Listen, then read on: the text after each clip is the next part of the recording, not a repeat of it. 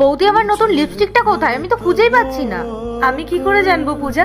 দেখো, হয়তো ওখানেই কোথাও আছে, খোঁজো, ঠিক পেয়ে যাবে। আমি ভালো মতো বুঝতে পেরেছি, ওটা আর আমি পাবো না।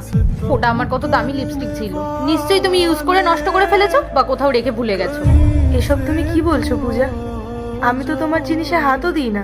বৌদি, একদম চুপ করে থাকো। আমার নতুন লিপস্টিকটা হারিয়ে ফেলে আবার বড় বড় কথা বলছো। আজকের পর থেকে না আমার জিনিসে একদম হাত দেবে না।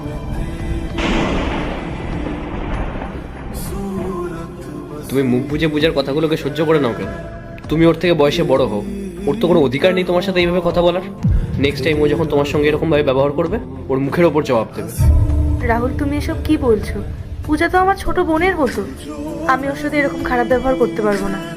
আর ও এখনো ছোট, তাই জন্য হয়তো এমন করে।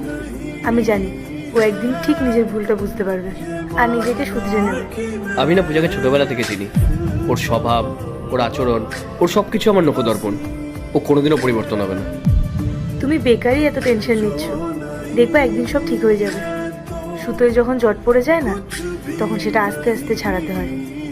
হ্যাঁ, কিন্তু মাঝে মাঝে যখন আমরা ওই সুতোগুলোকে ছাড়াতে যাই না, তখন আরো বেশি করে জট পড়ে যায়।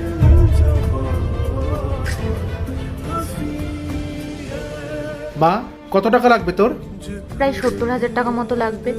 কিন্তু মা, এতগুলো টাকা আমি এখন কোত্থেকে দিই বলতো তোকে? প্লিজ বাবা, আমি অনেক কষ্ট করেছি ইউনিভার্সিটিতে ভর্তি হওয়ার জন্য। এখন যদি ভর্তি না হতে পারি, আমার পুরো কষ্টটাই বৃথা হয়ে যাবে। তুমি একটু বোঝার চেষ্টা করো। আমি বুঝতে পারছি মা, কিন্তু কি আর করবো বল। আমি যে কটা টাকা পাই, আমার ওষুধের খরচা আর বাড়ির টুকটাক খরচা হয়ে যায়। তার মধ্যে এতগুলো টাকা আমার পক্ষে জোগাড় করা অসম্ভব। বাবা, তুমি একবার দাদার সাথে কথা বলো না, ও যদি কোনো হেল্প করতে পারে। এটা হয় না মা, সংসারের এত খরচা তো দাদাকে আমি বলতেই পারবো না। এমনিতেই তোর পড়াশোনার সব খরচ ওই চালায়, তারপরে এতগুলো টাকার কথা কি করে বলি ওকে বলতো? শোন মা, আরও তো অনেক ইউনিভার্সিটি আছে, তুই তার মধ্যে কোনো একটা ইউনিভার্সিটিতে ভর্তি হয়ে যা। ঠিক আছে বাবা। বাবা, এই নিন টাকা। এটা কিসের টাকা বৌমা? পূজার ইউনিভার্সিটির অ্যাডমিশন ফিস। কিন্তু মা, তুমি এই টাকা? কোনো কিন্তু না বাবা, পূজা সত্যিই অনেক পরিশ্রম করেছে এই ইউনিভার্সিটিতে ভর্তি হওয়ার জন্য।